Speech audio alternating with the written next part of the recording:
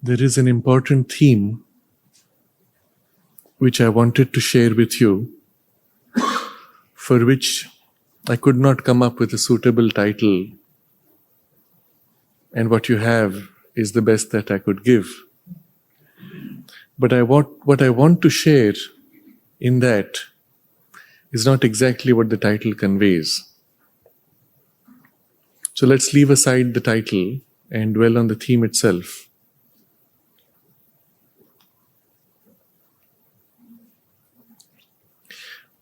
One of the great errors of modern science emerges from the ego of science itself. Just as religions have an ego, mine is the only true path, others are all false. So science also has its own ego. What we have discovered is the only truth. Anything else is not possible, is not true. Except that science, being rational and inherently self-testing, tends to correct its errors as it goes along. But the ego is subtle. And one of the great errors that it has been perpetuating for a long time is the idea that life can only be the way we experience it. And therefore, it can only be here on earth. Anything else is not possible, or must necessarily be of an inferior order. We have spacecrafts going to Mars, and the tests for life that they place there are all of a very basic order, looking for bacteria. Even the tests for life are of a secondary order than the tests for minerals. It's as if you start with the assumption there will be no life. The spiritual perspective is very different. If you look at the relationship of matter, life, and mind with the spirit, we see something quite different, that matter is universal, life energy is universal, mind is universal, and therefore one would expect that everywhere in the universe there would be this struggle of life emerging out of matter. Everywhere without exception. Because as we see it, matter itself is a condensation of life. And if matter exists, then life is only hiding behind the surface. And life will try to organize itself because that is an inherent impulse. Bacteria, at the very least, should be found in some form almost anywhere. So science always started with the assumption that life could only be in this narrow band of comfort zone that we experience. Bacteria cannot survive at a lower or higher temperature. As we have discovered over time, not only they do survive, they thrive. We were taught that plants or animals or even bacteria could not exist without sunlight. As we discover, they thrive in places where there's no sunlight.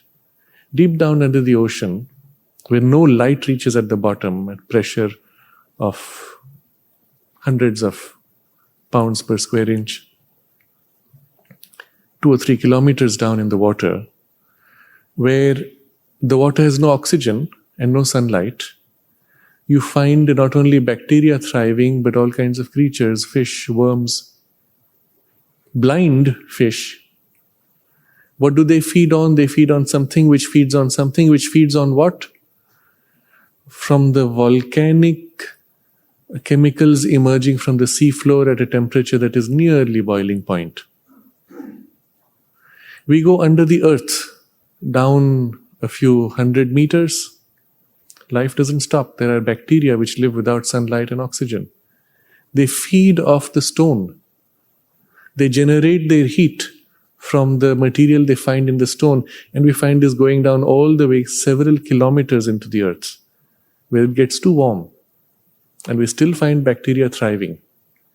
And if those fish or bacteria from the bottom of the ocean were to be brought up, they would die of cold because they need that heat in which they grow. They would die because they can't survive in an environment which doesn't have that kind of pressure. We discover at the bottom of layers of ice, kilometers thick lakes in the Antarctic region, where you still find life forms across billions of years that it has been frozen. Millions of years at least. And thriving and developing. We find them in caves which are completely sealed. No sunlight, no fresh oxygen going in, and still they grow and thrive. Fish growing there are blind generally, and so on. So if this could be the case for the earth, why not elsewhere?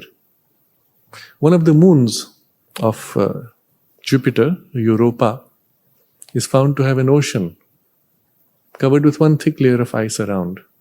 Jets of water bursting out, rising several kilometers high from the pressure in the ocean, and it's a liquid ocean. Why not that life should be there? Why not that it should have evolved? And Mars, of all places, has everything necessary for life, except now, as it appears, the atmosphere is a little too thin, the water seems to have evaporated, or at least it's got frozen in the poles and it's under the ground inside the caves. But at least under the ground within the caves, there should be life. Sri Aurobindo has a cryptic comment in the Record of Yoga. As I mentioned earlier, there are his personal diary notes. He speaks of how life moves across planets as a focal point within a solar system. And he says the previous cycle of life was on Mars. And from there it has moved to the earth. It's a very suggestive comment, but he doesn't say too much more. But if you look at the nature of life, it's obvious it must be everywhere, to different degrees of evolution. If we consider the universe itself is so many billions of years old at least, and that's only one theory. There's another theory much more likely to survive the test of time, which is that the universe never had a birth. It is as eternal as the source, which is closer to the Vedic concept in any case. In which case, there would be out there are right now at least some trillions of planets which are Earth-like. And if nothing else, life should have evolved on some of them, which are much older than us. And if it has evolved, it might have grown enough that it has learned to travel across space, as we are beginning to learn. It's possible that they have come here. It's possible that they have mastered technologies also to travel in other ways, faster than light. Perhaps even by astral means, as we can also go out of body and project ourselves anywhere in the universe. They could do the same and materialize on the other end. Perhaps even develop technologies of that kind. All of that is in the realm of very real possibility. So why am I speaking of all this? Because it's time that we begin to view ourselves from a different perspective. That we are not alone. That there is life elsewhere, there is life everywhere, and the life does visit us as we can visit them. The problem, though, is in our current cycle of civilization, and we have had many before, including the fabled Atlantis and Lemuria and so on. In our current cycle of civilization, we have come to that point where we are on the brink of self-destruction. Nuclear power is one of those means. But what is likely to cause the self-destruction is not so much the nuclear power, but our short-term thinking and internal differences and hatred among us. And Sri Aurobindo has a whole book on this theme of the ideal of human unity. It's not the topic of my discussion, but he shows there how we are at one of those most critical junctures. If we can make it through this, then we will survive. If we do not, we will very quickly destroy ourselves. The science has gone further than our consciousness. The evolution of our consciousness needs to now cross over this current divisive intellectual consciousness, egocentricity, to a higher grade of a uniting consciousness. But when that happens, here on earth, we can also say it has happened elsewhere before and will continue to happen in other planets later. And if there are other evolved civilizations which can travel across planets, which are perhaps even inhabiting planets within our solar system, they would be watching with great interest what is happening on Earth. They may even want to intervene if a situation so demands. And we have some very interesting information of these things, interesting records. The most interesting of these we find in the early 40s. In the middle of the Second World War, many of the fighter pilots who were on bombing missions used to see glowing lights following them, and sometimes coming very close to their planes. Sometimes their engines would shut down because of the proximity with those lights, and then those lights would go away. They didn't know what to call it. This term emerged, Foo Fighters. Some of you may have read of it. And subsequently, we see a series of sightings which later get named as flying saucers because they were disc-shaped craft often. And generally later, unidentified flying object. We don't know what they are, but they are there. What has happened subsequently is, over time, some of these have been quite blatant in their appearances. There is a very famous incident where almost, I think, 150 of these flying discs were seen flying over Washington, D.C. They were photographed, they were tracked on radar, they sped away faster than planes could follow them. When astronauts went out into space, the first time they had these discs watching them, following them. The first trips to the moon had discs following them, and so on. Which all suggest that there are intelligences watching over the earth. They may not be of earthly origin, or they might be. They might be from subtle planes, they might be from other planets. We really don't know too much. But still they're watching.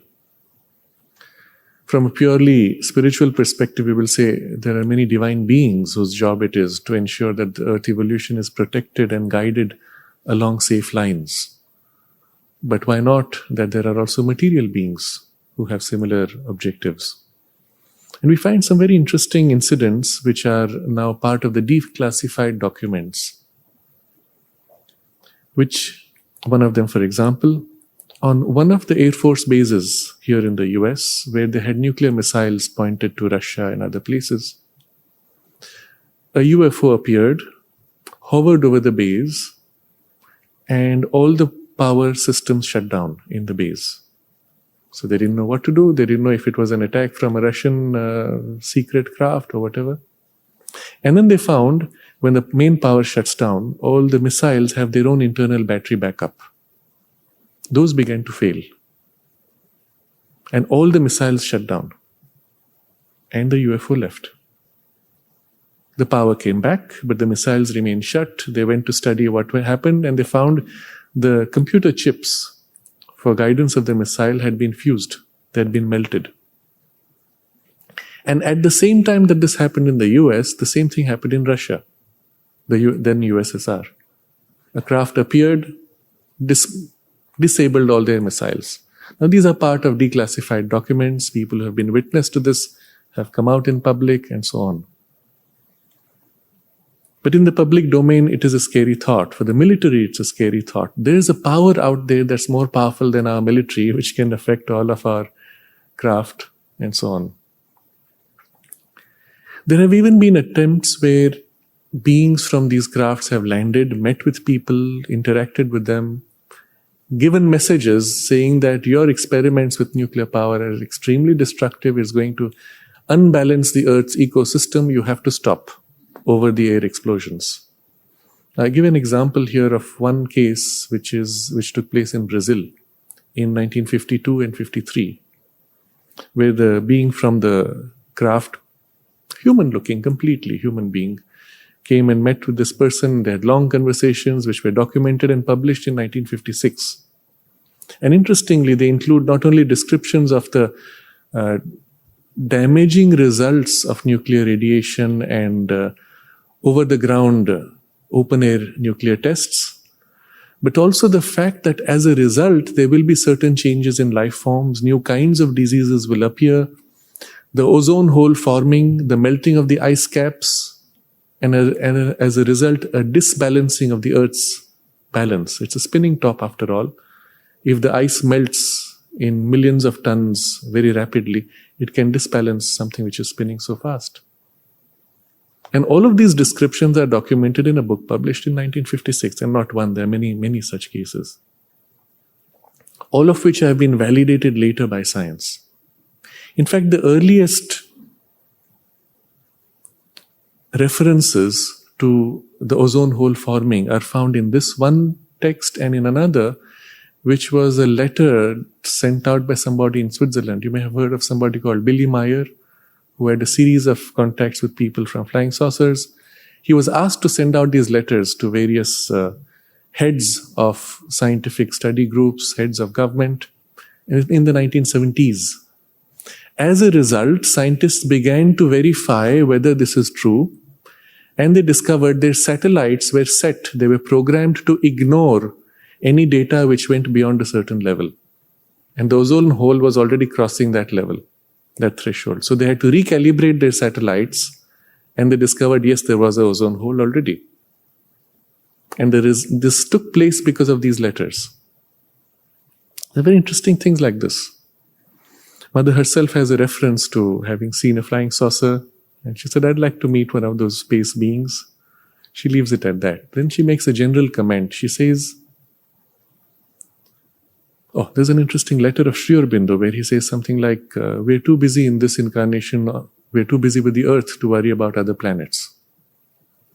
And the mother makes a comment that this earth is like a special focal point in the universe, where all the possibilities of the universe have been gathered together to be worked out here.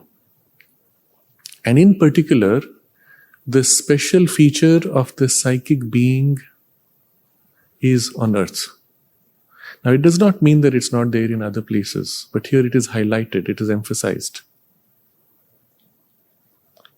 And so we see already a perspective where they are seeing a larger picture of evolution, but then their focus is on earth, and there's something special happening here which is not so special elsewhere. Doesn't mean it's not happening elsewhere, but it's not as special elsewhere. And it is towards this that I want to bring our attention. We are at a time of transition where not only we have to come together as a human species, but we have to recognize that we are part of a larger life network across the universe. And it's not enough to speak about peace on earth. If all of earth is now to militarize itself against other planets, we have really not solved the problem. It's time to view peace in terms of a larger universality, universal peace. And how does that change our perspective of our evolution, and especially our spiritual evolution? It only changes the viewpoint. So far, we had a very narrow viewpoint. Earth and human evolution, spiritual evolution. But when we widen our perspective, we see a much larger field. And beings perhaps who are more evolved than us. And beings who are less evolved. But it does not change the nature of the process itself.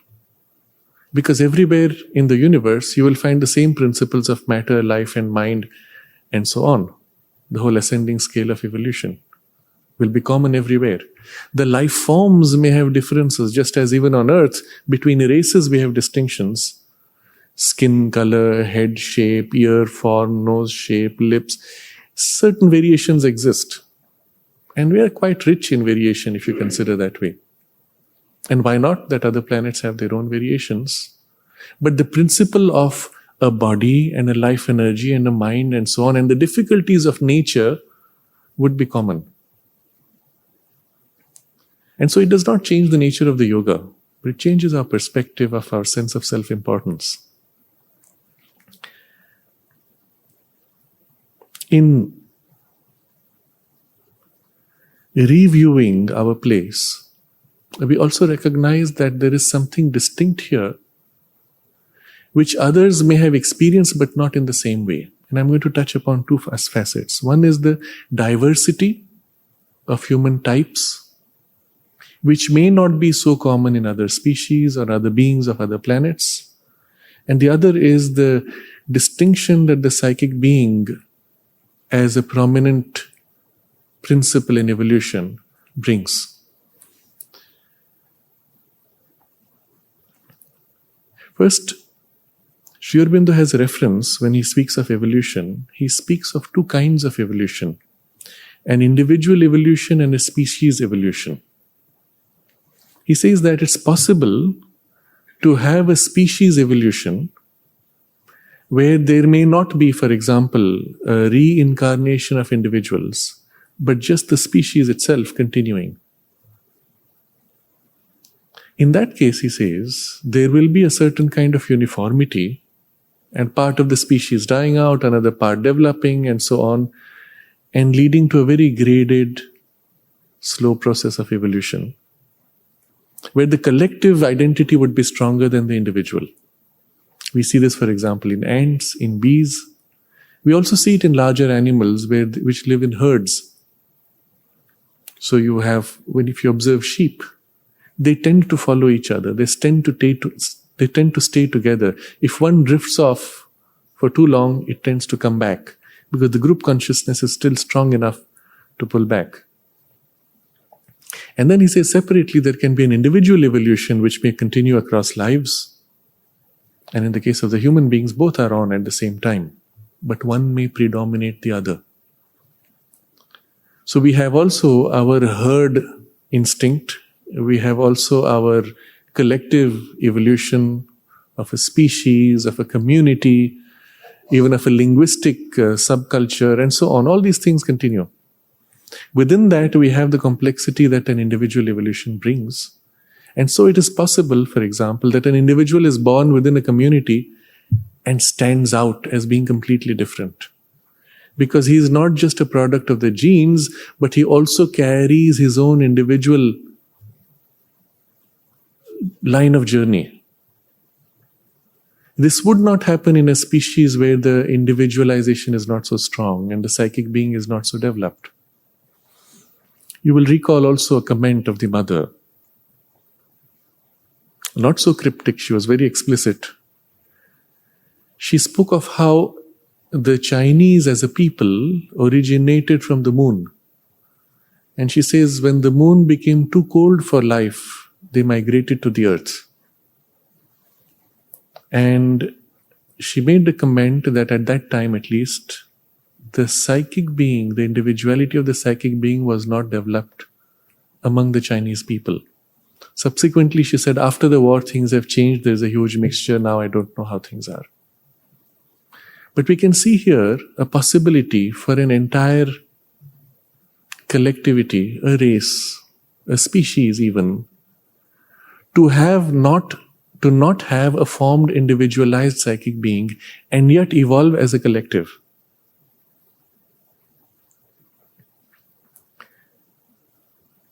And all of these point to a huge range of possibilities in the way evolution works. I came across something very interesting in a book written by an Australian mystic. It was his experience that among all the species on the earth, dolphins had a special distinction. He found that among dolphins, it was possible for one individual soul to share 2 or 3 bodies, and one dolphin body to inhabit several such souls. Now, in the field of human experience, also such things do happen, but they are more rare because the individualized psychic being is much stronger. But still, something along these lines to some degree does happen, and Sri Aurobindo refers to that possibility, and he says the whole business of migration of souls is not as simplistic as people think. It's not like oh, this personality hops on into next body and so on. He says there are actually things which can happen where something of your personality may branch out and merge in someone else's personality. Or the soul in the interim between two lives on earth may remain outside the body and align itself with another evolving being and share in its growth or share some of its capacity with the other and so on. So he says there's a whole range of complex possibilities. And it includes this possibility of a body being shared. And there could be species of this kind, developed, conscious, intellectual beings, and perhaps even spiritual beings who share in this way, living on other planets perhaps. Maybe even on the earth there might be some remote tribes we do not know of where this kind of thing might happen. Because after all, on earth, all these possibilities are somehow represented. The second interesting difficulty that emerges from this distinction is having individualized psychic beings, the individuality gets more strongly emphasized, especially as that possibility must be developed in a special way. And so at an early stage, before the psychic being can assert itself, the individuality reflects in a strengthening of the ego sense. Individually, we are stronger in conflict with others, and there will be a tendency for a heightening of conflicts and divisions until that inner presence comes forward and begins to lead.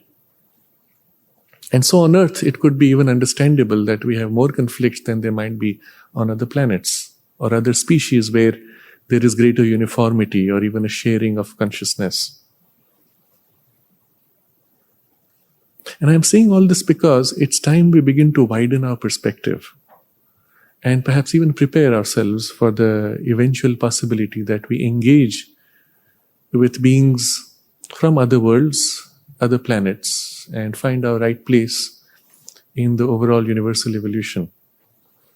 So when we think of evolution, when we think of the whole process of yoga, it will be helpful for us, even for our understanding, and more true also, to recognize that we are part of a massive, universal process of awakening of consciousness, and not just this little ball that we call the earth. It's happening everywhere. And we are part of something which is enormous.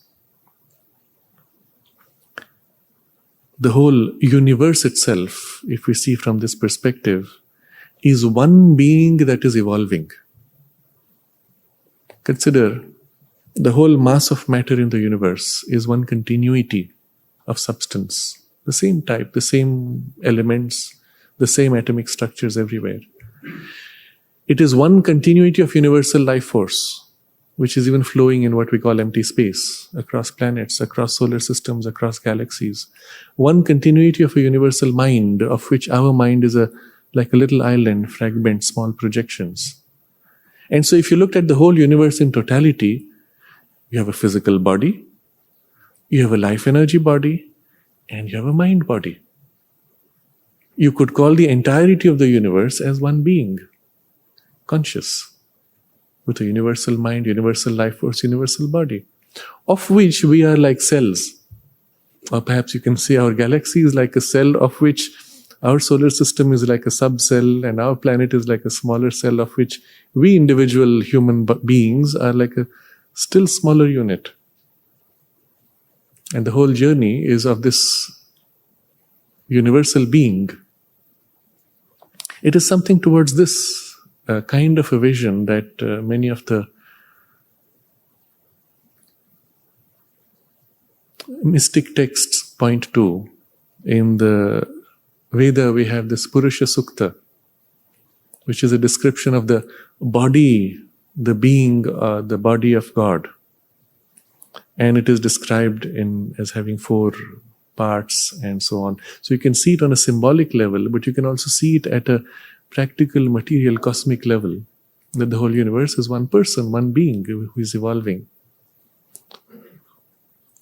One of the difficult transitions we are having to make is to overcome our internal divisions of national identities. And to a large extent, it is not because of people.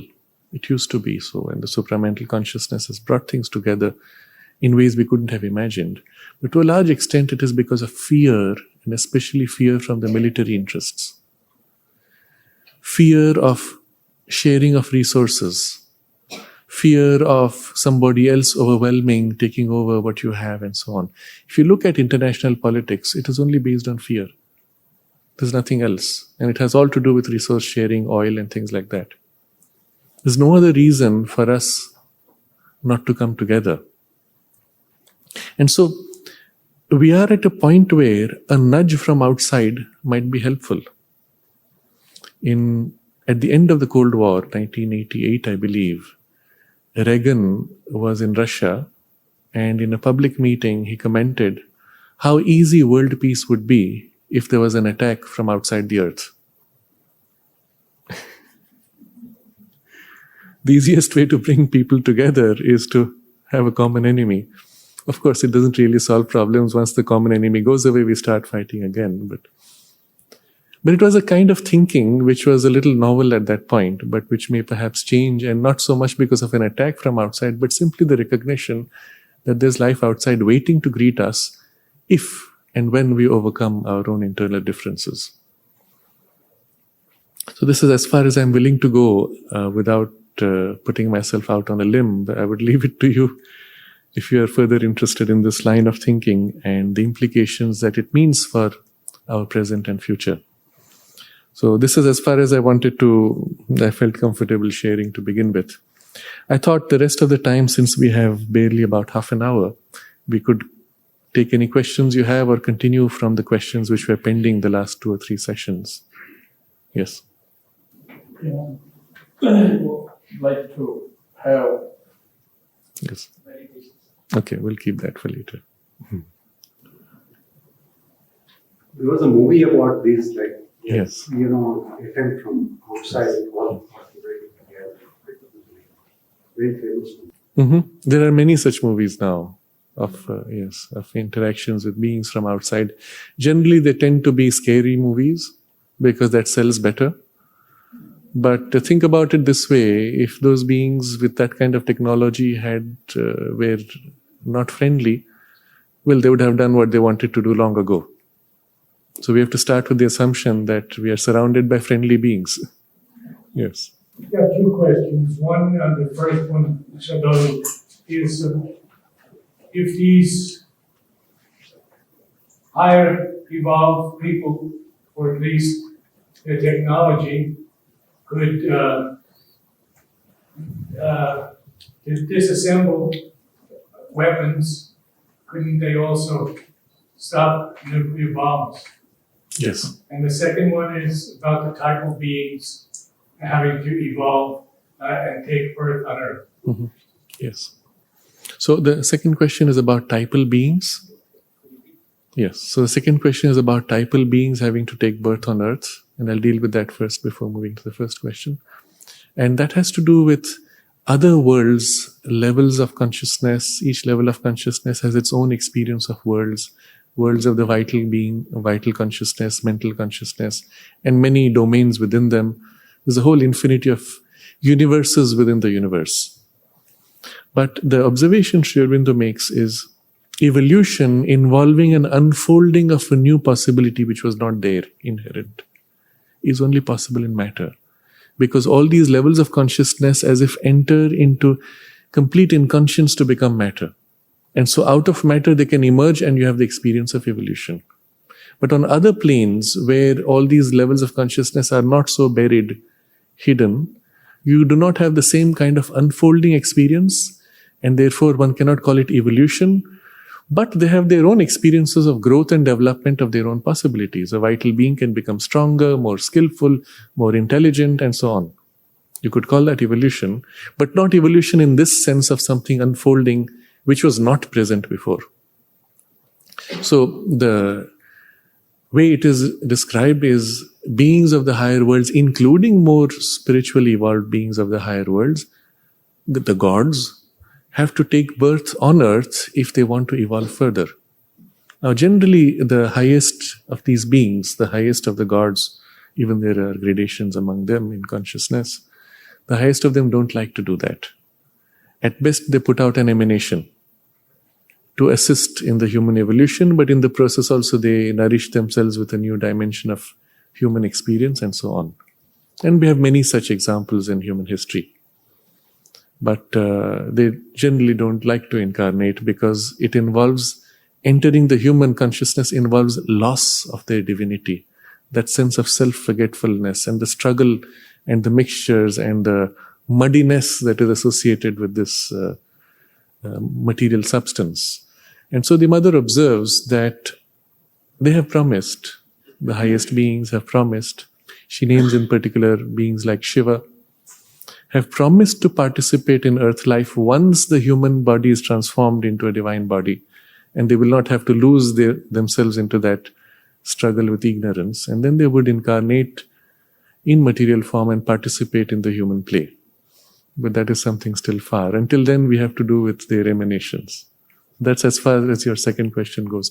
Your first question was about these beings from other worlds, planets, if they can intervene in this way, can they not destroy our nuclear weapons or neutralize them? As I pointed out, they did do that on a few such cases. It has happened more than once. But the point is, the moment you do that once, human beings go into fear and will take countermeasures against them. And so it will just start off a different battle. A message was sent and that was all. But perhaps they're still there somewhere waiting in case we ever get into that kind of nuclear conflagration. They might still intervene if it is absolutely necessary. But the general principle in the universality of consciousness, especially with more evolved beings, is non-interference. And it's similar to what we do with less evolved beings. We do not like to interfere in the natural unfolding of wildlife. If a tiger is about to eat a deer, we don't say, oh, stop, that's not nice, that's cruelty. That's how for them, that's the normal thing. And the same principle applies when you look across planets. If there is an evolving species, we don't normally interfere unless there is some severe threat to them, to their survival or to the planet. And something like that exists even within the universal context. Yes. You have touched on the subject of science and spirituality briefly. Can you shed some light between science and spirituality? Because we come across that topic all the time. Yes. And it's difficult to answer that. Yes. Of course, it's a very broad topic if you just say science and spirituality. But I'll touch upon two interesting perspectives on this. One is that current science began in the context of Europe's revolt against religion and the rational age emerging into Europe in a revolt against religion, and therefore it dismissed everything associated with religion, including subtler realities. It became materialist because of the revolt. And it fears expanding its scope to something beyond matter, even when it finds itself face to face with those realities. Science in India did not undergo this kind of conflict. And so, within the Indian context, the scientific texts include realities of the life energy, mind, and so on, and of spirit. And they even consider that their understanding of matter is incomplete unless they can trace it back all the way to the essential unity of consciousness, out of which this multiplicity emerges. But the moment you go into that kind of depth, modern science, which is materialistic and denying of higher things, will say, oh, that is metaphysics, that is not science. But that science actually describes and develops technologies based on this deeper understanding, with physical implications. And they developed machines built on these technologies. So I have personally studied in great depth a text which is called the Vimana Shastra. It is the Shastra, which is a manual, science or manual of Vimanas. And Vimana is a flying machine, aeroplane. And the text itself is so detailed, it discusses everything from the clothing required of a pilot, the food required of a pilot, the kind of a machinery which he should be able to control, the completeness of a flying machine having so many devices to control its flying, and then machines within the Vimana by which it can locate other flying devices, by which it can see what is underground, by which it can fly in the air, by which it can fly in outer space. It describes various kinds of radiations in outer space which are harmful to human beings and how to neutralize them. Now, this kind of knowledge is there written in Sanskrit. The first time that we have it written in physical substance is 1921. Before that, it was transmitted orally. But even 1921, the kind of descriptions you have are well ahead of the current aeronautics of that period. It does show that there was something very advanced then. And there are other books where there's no problem of dating. One of them is dated to 7th century AD, written by King Bhoja, which is called the Samarangana Sutra Dhara, which is the collection of sutras relating to warfare. And there are multiple chapters on different aspects of warfare, some which have to do with building your own defense structures, warfare with horses, elephants, and diplomacy. And there's one chapter which has to do with machines. And among them, there are 4 verses. Okay, among the machines, there are all kinds of machines. There's one which is called the elephant machine. Is a metal device with wheels inside which the warriors sit. And through holes, they shoot arrows at the enemy. Now, this is the equivalent of a modern tank. But similar machines of similar construction, they existed at that time, obviously. And then there are 4 verses which describe flying machines, the Vimana. And in those 4 verses, they describe how a Vimana flies. And the description goes something like this. There are 4 cylinders containing mercury. And these cylinders are heated from below by a rotating flame. And as a result, the mercury is made to release its latent power, which makes the Vimana fly in the air. And if that fire is taken to the upper part of the Vimana, then it develops, it flies off with the roar of a lion and becomes a pearl in the sky. Now, there's 4 verses. That's all it says. Now, this is obviously not the product of imagination only, because these are texts which were applied. They were meant to be practically used. And they point to the fact that we had these interesting technologies in the past. So this is to make a distinction between the traditional science of India and the current modern science. But there's another big difference which Aurobindo points to, that in the past, the yogis had access to these subtler ranges, and so many things they would do by using the subtler energies rather than physical energies, because it was easier to do it that way. Current science, because it is materialistic, must find those same energies embedded inside matter. For example, nuclear power. You have to go all the way down to the subatomic level to be able to tap into nuclear power, whereas the essence of nuclear power is still prana shakti, applied in a particular way, which could have been tapped by different means in the past to produce similar results. And that's why we have descriptions in the Mahabharata, the Brahmastra and other weapons, where the explosive release of energy was described as 10,000 suns, not 10,000, at least many suns. And the result was people found their skin becoming black, their nails falling off, their hairs falling off, which are all signs of radiation poisoning. Obviously, these are not coming from some imagination, but they were not nuclear weapons as we have them today, which are entirely material. They tapped them through mantras to access energies of a different order, using a material vehicle which could have been very simple. But modern science in this way has gone very deep into matter itself as never before. And that serves its own purpose in the larger scheme of human exploration. So these are 2 important distinctions between, let's say, ancient science and modern science. But the common feature of spirituality and science is the quest for reality. Science is looking for an ultimate reality. Spirituality, spiritual pursuit is also looking for an ultimate reality. The starting points are different. Science starts with the outer senses. The spiritual quest starts with the subjective inner senses. But eventually they attain to a common perception of the ultimate reality. Modern science has gone so far as to say all matter is energy, with the E equals mc square. The spiritual science went deeper. It said all matter is energy. It is all Chit Shakti. But it went further and it said energy itself is an expression of consciousness. Chit Shakti, not only Shakti. And there's a layer of consciousness beyond the energy which wields the energy which becomes matter.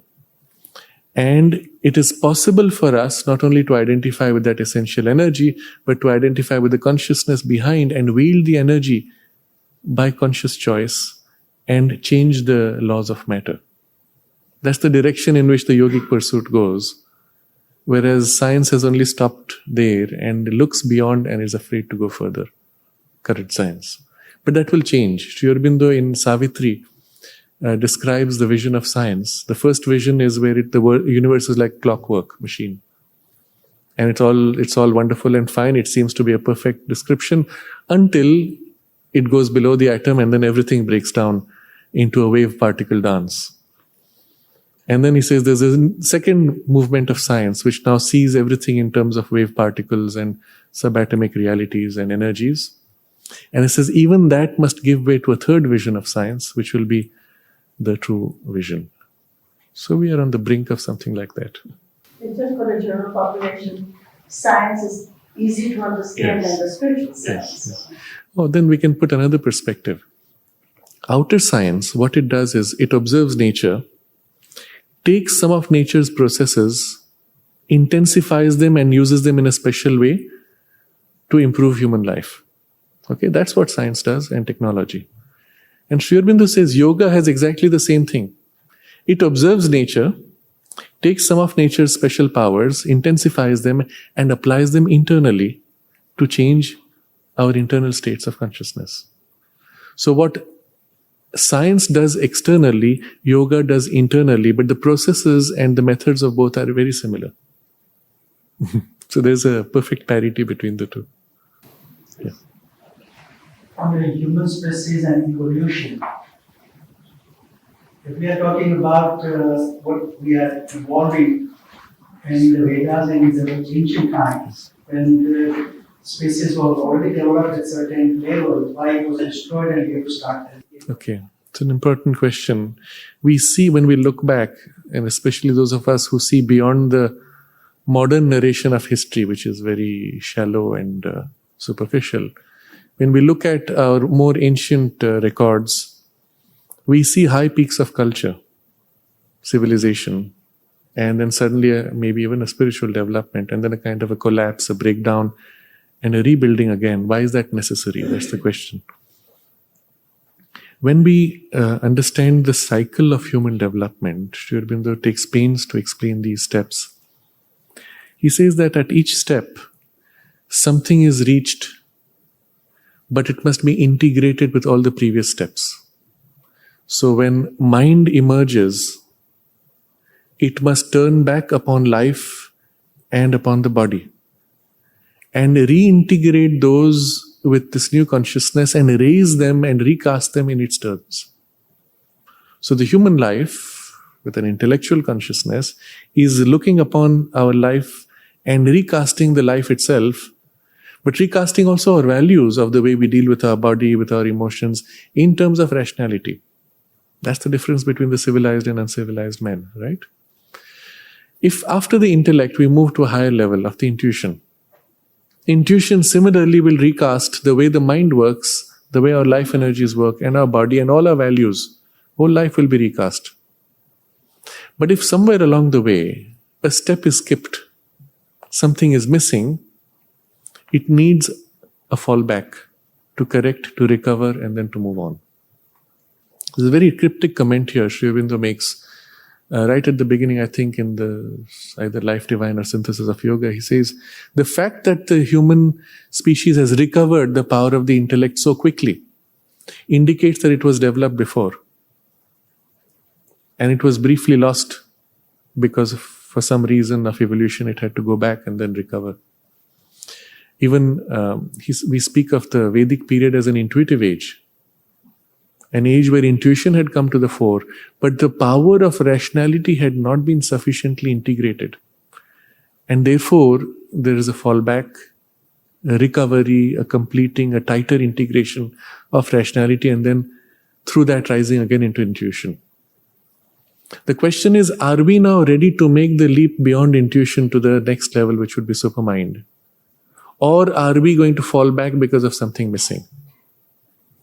And Sri Aurobindo's assertion and the mother's assertion is that we are on that point of readiness where we can move forward. So the way he explains it is that each Satya Yuga, golden age as we call it, is different from the previous one and superior. Although there is a cycle of 4 steps, the cycle itself is a spiral.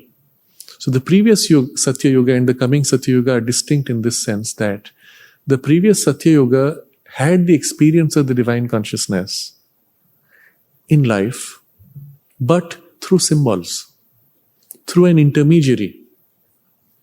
Whereas the present Satya Yuga, of which we are on the brink, is an age when we will experience the divine consciousness directly, one-on-one, from heart directly.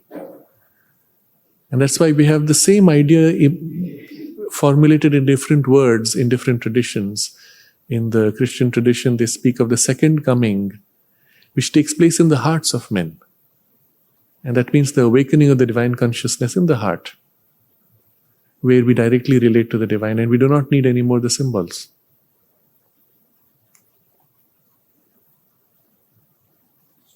Yes.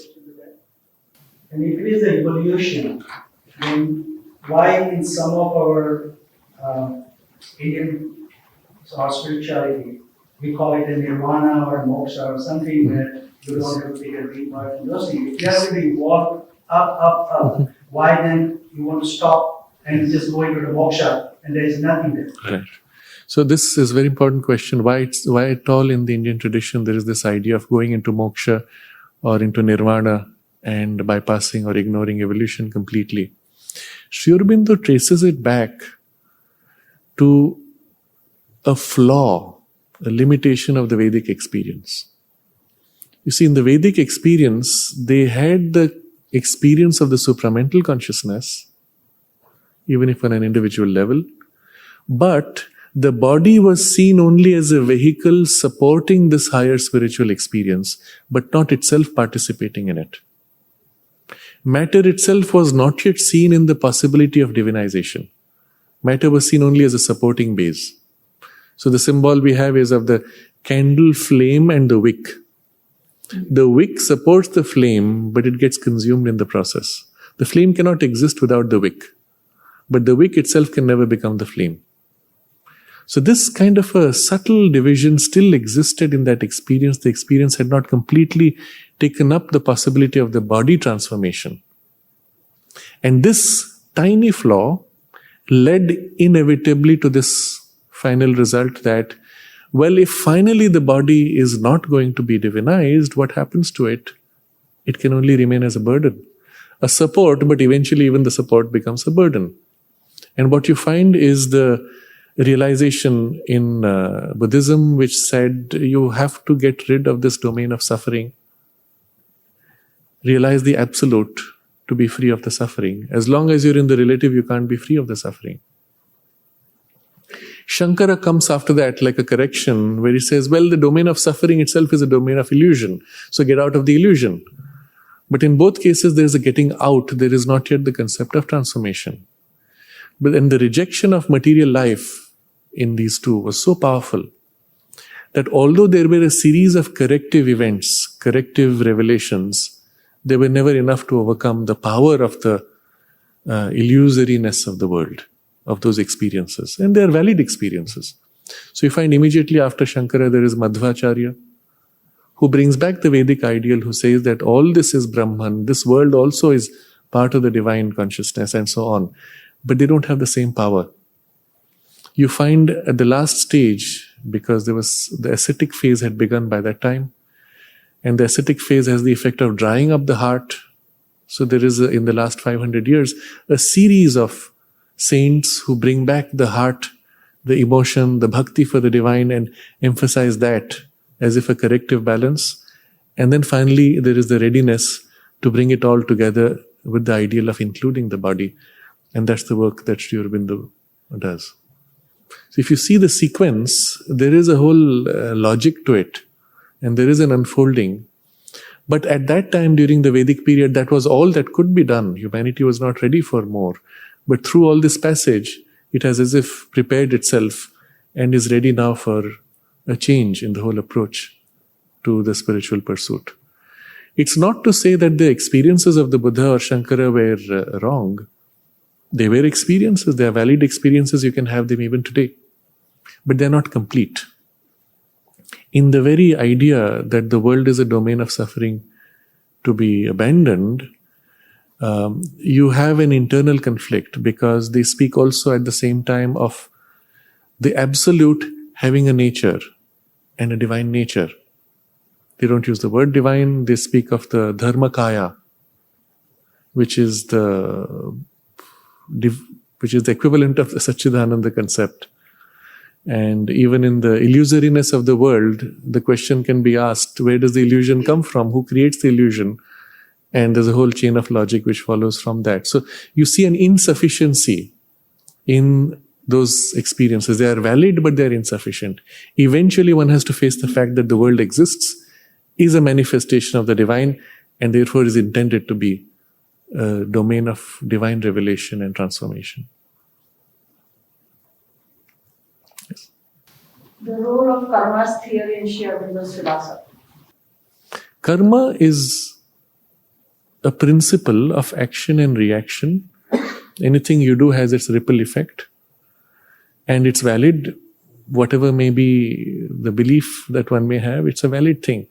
What is different is the emphasis one gives to it. You see, in the Buddhist and Shankarite perspective, because the whole goal was to disengage from the world, karma was seen as one of the major chains binding us. And there is even in certain lineages the idea of karma itself becoming almost mathematical. Like you have to balance out every tiny bit with another tiny bit and a whole complex network of dependencies. And Sri Aurobindo says, well, it's not like that, because the psychological domain is not like the physical domain. It's not so mathematical. And very often, if you think of karma purely in terms of energies, the whole thing becomes very simple. I get upset with somebody and I throw out an energy of anger or hatred, whatever it is. That energy being mine, when it hits somebody, it provokes in them a reaction of anger or hatred. But being my energy, it tends to associate that feeling with me. And it makes them behave with a similar response towards me. Right? Or the energy itself having gone out, having worked itself out and being exhausted, because it is my consciousness, it comes back to me to regenerate and draw from me again. And I find the same anger, hatred which I threw out coming back into my consciousness. And I get embedded in it. Both ways, you can see how what you put out returns to you. Think of it another way, as a surface of a pond. I drop a stone, there's a ripple effect. Where does the ripple go? Finally, it bounces somewhere and returns on me. Meanwhile, it does its work, but it comes back to me eventually. So the whole idea of karma is this. What you create, what energy you put out, eventually, because everything moves in the universe in great circles, comes back to you. But there are caveats. There are corrections to this. If in the process I have changed my consciousness, the energy that I threw out at a lower level of consciousness, when it comes back, it does not get a hold on me anymore because I have changed. If I am the same person, it gets a hook into me and I get the same energy. But here, when it comes back, I have changed and it doesn't find anything and it dissipates. It fades out on its own. So there is not a mathematical sum involved here. The energies can dissipate, can fade, can be neutralized by a positive energy, can be even reabsorbed. And all these possibilities exist. And after all that, Not only I can put out a positive energy to correct the negative, not only I can rise above, but there can be an intervention from above. The divine grace can intervene and modify the karma or use it in a very different way. What would have come to me as a negative karma is now used for a positive outcome.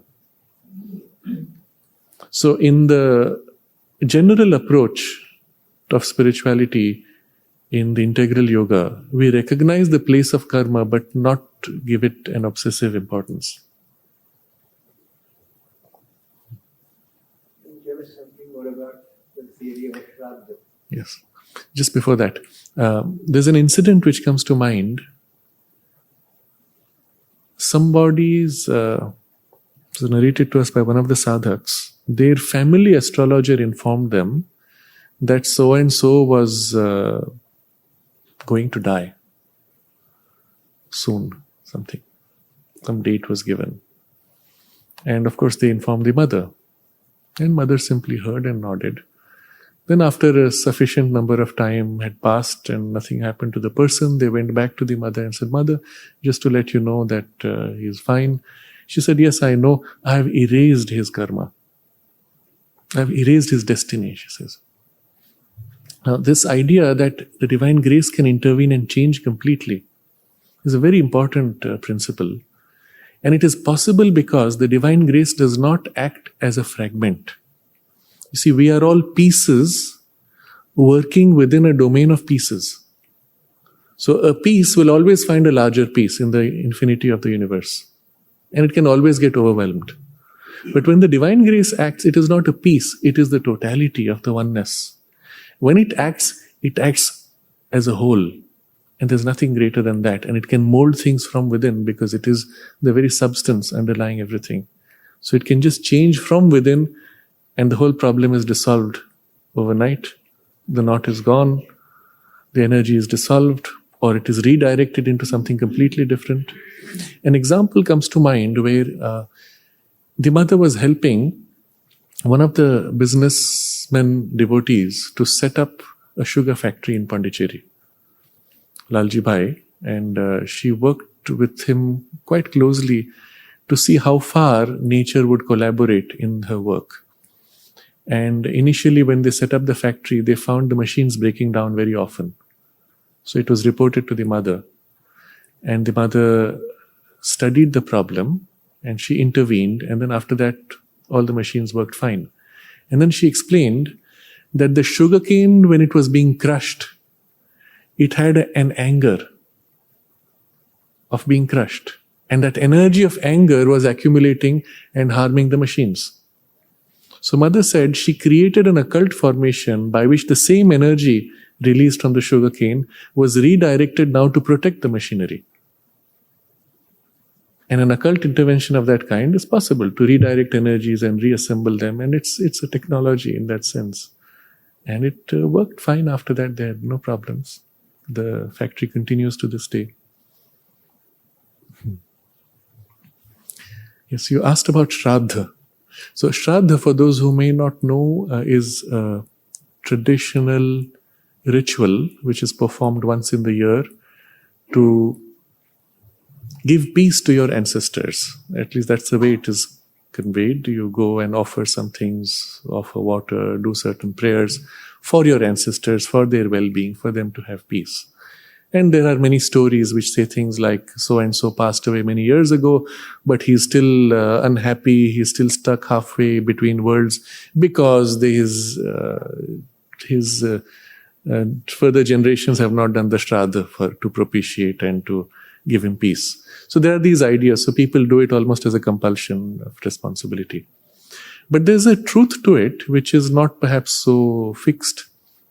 And the truth is that all that our physical body is made of is the outcome of the energies, efforts of our parents, who have their bodies as an outcome of the energies and efforts of their parents, and so on.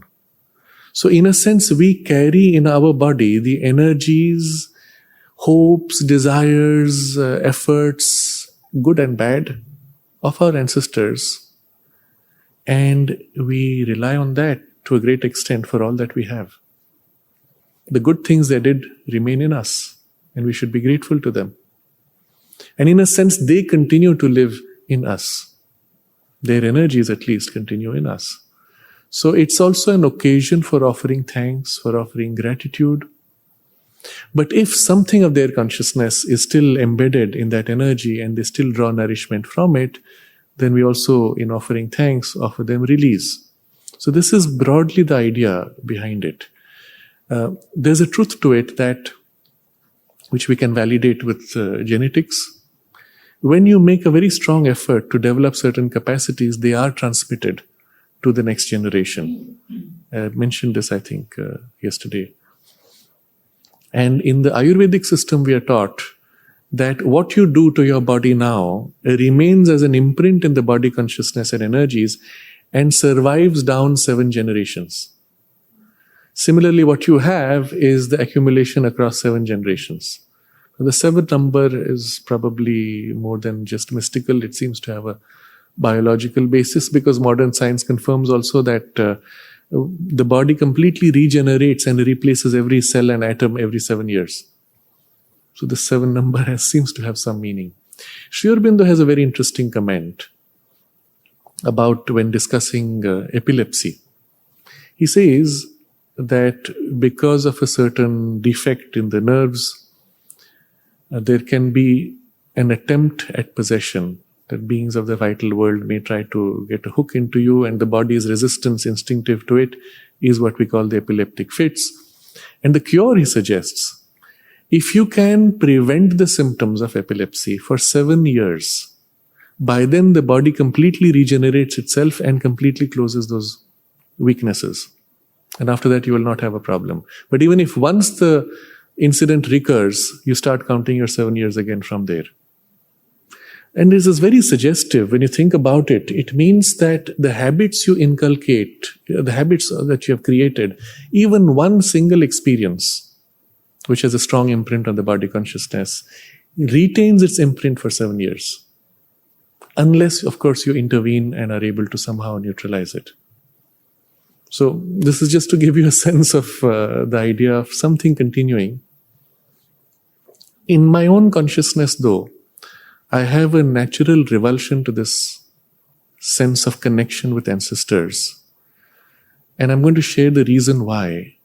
Because I feel that I do not wish to be bound to that lineage of the heredity, because my attempt is to grow out of these limitations into something new. That's the instinct, at least. And therefore, I do not allow in my mind or my feelings any sense of connection to the past. I would rather view this body as given to me now, from which to build something completely new and not remain bound to that stream.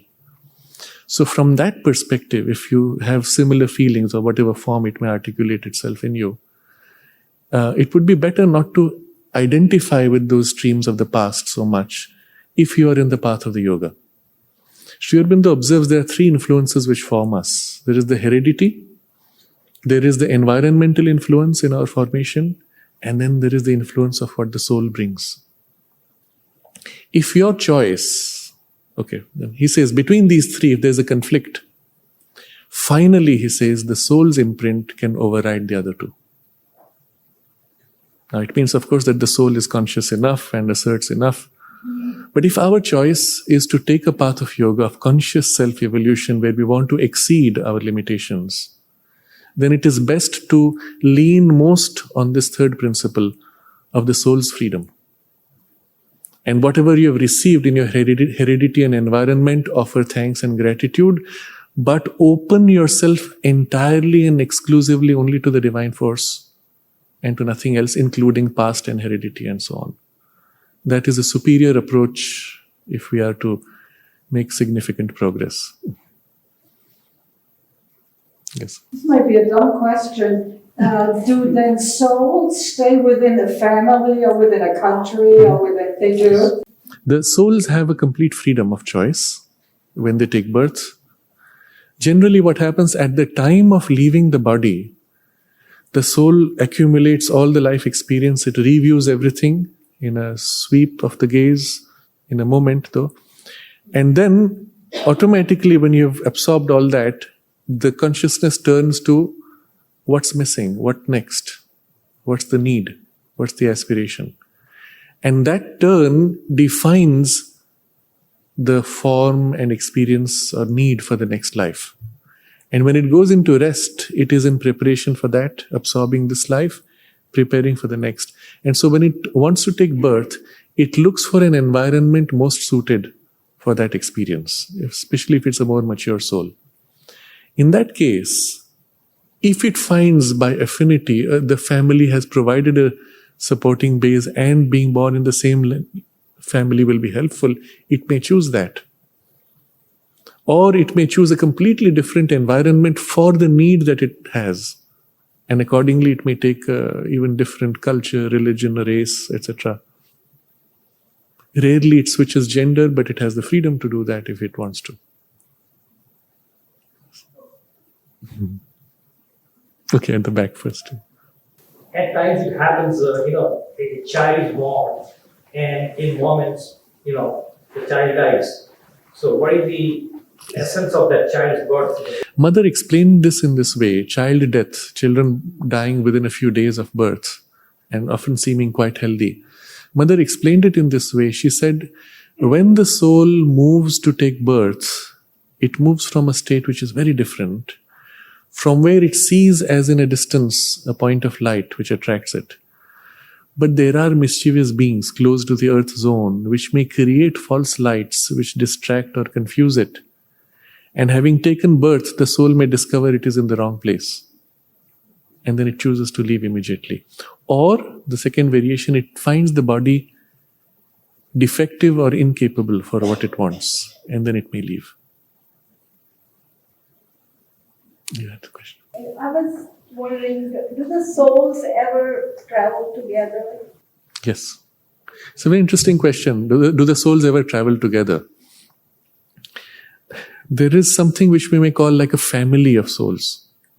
Because they emerge from a similar impulse to manifest, or from a single impulse, specific souls emerge, or souls even from different impulses having similar affinities of purpose, they tend to group, they tend to come together, and they tend to have repeated relations. But it's not a hard and fast rule because it's in the domain of freedom. One does meet once in a while or sometimes more frequently people we have known before, but the relations could be completely different.